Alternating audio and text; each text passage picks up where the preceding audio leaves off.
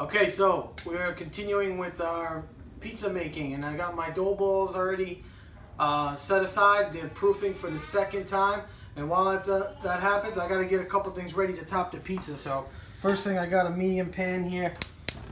I got to turn on the fire and start heating up this pan. That's about medium low. Start getting the pan hot. My sauce for the pizza. This is leftover Sunday gravy that I had. Now, when you're making a big pot of sauce, you usually have leftover.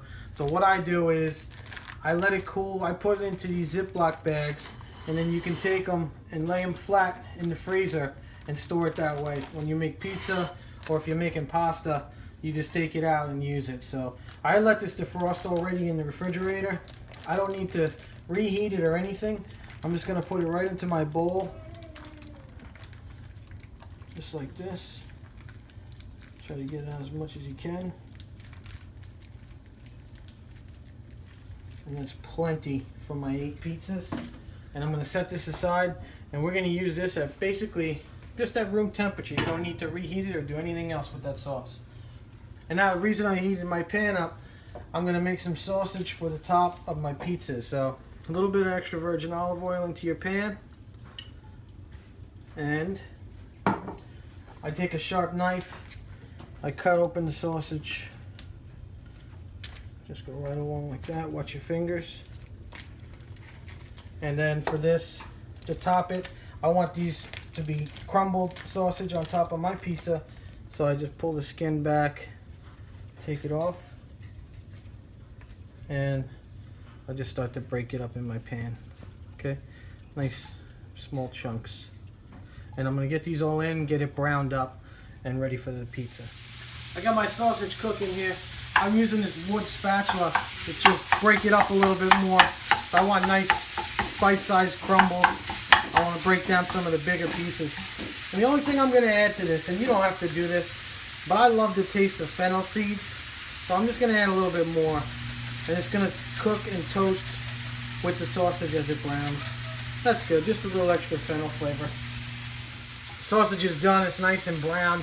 You don't want to cook it too long. You actually can dry out sausage, believe it or not. And it smells amazing. The extra fennel I added really just makes a nice aroma for the kitchen. So I'm going to put this into my bowl. Try not to spill it. Okay.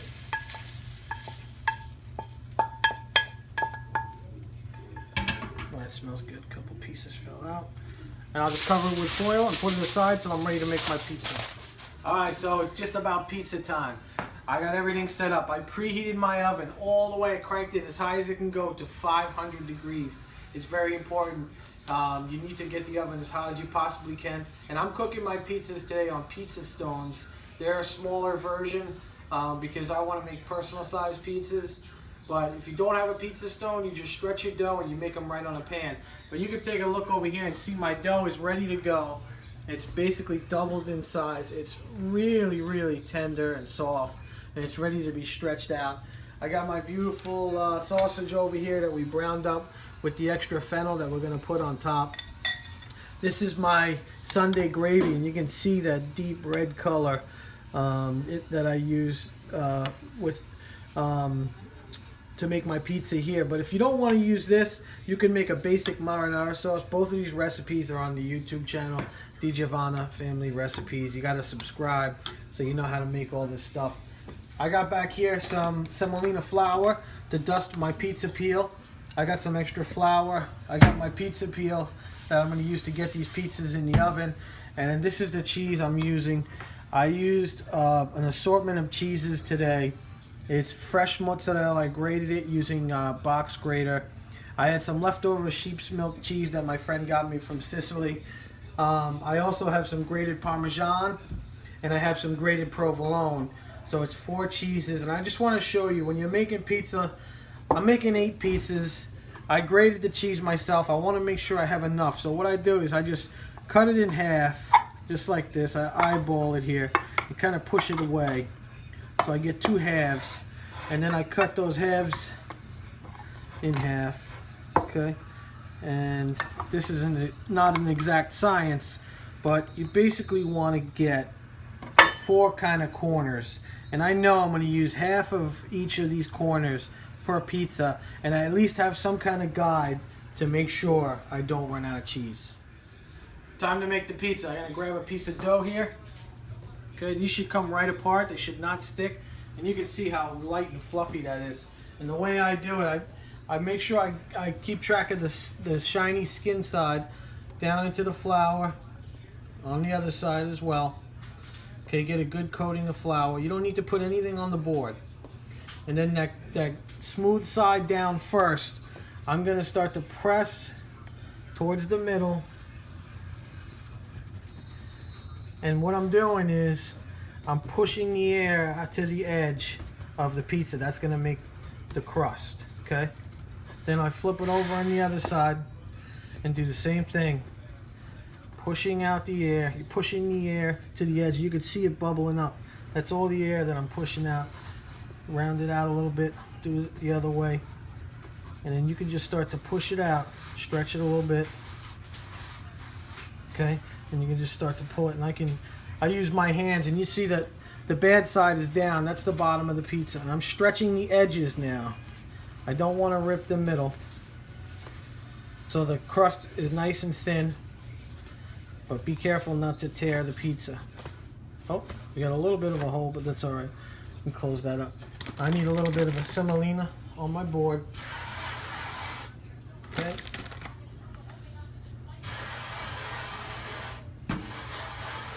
Okay, and then just want to make sure I got a nice even stretch on my crust. And if you do get a little tear, it's okay. This goes right onto the board. Okay. Alright. So that's our first pizza. And again, just leave it there. You got the semolina on the bottom, so it's not going to stick.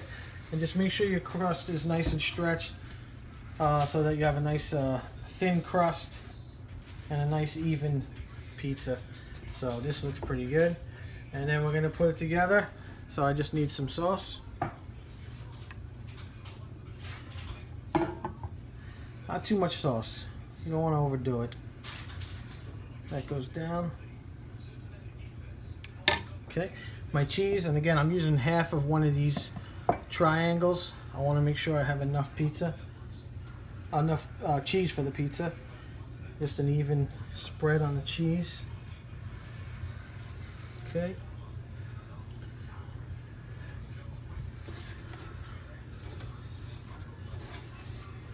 Don't want to leave any on the board. And I think that's enough. Now a little bit of my sausage. Just kind of let it fall wherever. Nice and even though. Okay, that looks good. And I'm ready to get the first one into the oven. Now just again, I'll make sure it's stretched nice and even. Okay, and this one looks good. Now I'm going to give it a little shake to make sure it comes off and get it to the edge of the board. And now this is going in right off onto my pizza stone. I'm going to do the bottom first and just kind of push it off. And we'll get another one going. We're going to cook two at a time. All right, my first two pizzas, they've been in for exactly 10 minutes. And I want to turn them around because your oven is much hotter on the back. So I want to turn them around halfway so they cook even. I got this. This is a nice pizza spatula I use. It's metal. It's very thin. I use this to turn them in the oven and to take them out. It's got a nice long handle. So if you're going to get into making a lot of pizzas, this would be a great tool for you to have. So let me just see how my pizza's doing. And this should be about halfway cooked. So I'm going to take the top one. These look really good. I'm just going to spin it around. I'm going to get the bottom. You can see how nice these are cooking. I mean, pretty much as close as professional as you can get. And I put those just a 180-degree turn and leave it for another about 10 minutes. All right, so I just checked my pizzas. It's only been about 7 minutes since I turned them around, but I think they're ready to come out, the first two. So let me grab the top one first. You can see it's cooked beautifully. I'm going to put that right on the pan. My second pie, right over there. I got 2 down, I got 6 to go. All right, my pizzas are done, and don't they look beautiful? Look at these things. I left a couple plain for my wife Lisa, no sausage on those, but you can see just how amazing they came out. And you know, this is a lot of work to do something like this, and that's the reason I always make a double batch of pizza, because it freezes so well. If you're gonna go through all the trouble, you might as well double up, make some extras. You just wrap it. I got my plastic wrap here. Once it cools really well, I wrap it tight in plastic and I put it in the freezer. But it's a great thing to do with family too, especially on a football Sunday. If you got your family around, your friends that can help you, if you want to get the kids involved, have them put the toppings on the pizza. It can be a lot of fun. It's very, very rewarding. My son's too young. He just makes noise right now in the background when I'm making pizza. He can't help me, but it's really, really rewarding, and it's really, really delicious. Now, just one thing, when it comes to homemade pizza, because of the fact that we're using a conventional oven and not a professional oven, you're never really going to get that super crispy crust that you get on the bottom when you go out to a pizza place. But I think we did a pretty good job. And one of the things you can do to counteract the fact that no matter what you do, it's still going to be a little doughy. You can see it's kind of soft underneath. But what I like to do to try and achieve some crispiness is to let it cool a little bit, and then when I'm ready to have it, put it back in the oven and reheat it, and that'll be your best chance to get a nice crispy bottom. But our crust looks great. You can see how nice and soft the crust is.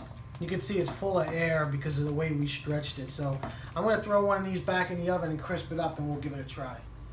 So after I put my pizza back in the oven, I crisped it up a little bit, and you can already see, I just put it back in for 5 minutes, but you can see it's already much firmer than it was when I let it go in. So when I first took it out, I mean. So I'm just going to cut this. I got my good pizza cutter here, and I'm just going to do, even though it's a smaller pizza, I'm going to do the traditional, make 8 slices. And just a little more. And there you go. Now I'm ready to try a piece. Let's see. This one looks good. All right, and you can see the air pockets in the crust. So we were able to make a nice, airy, crispy on the outside, but chewy on the inside. I gotta try this.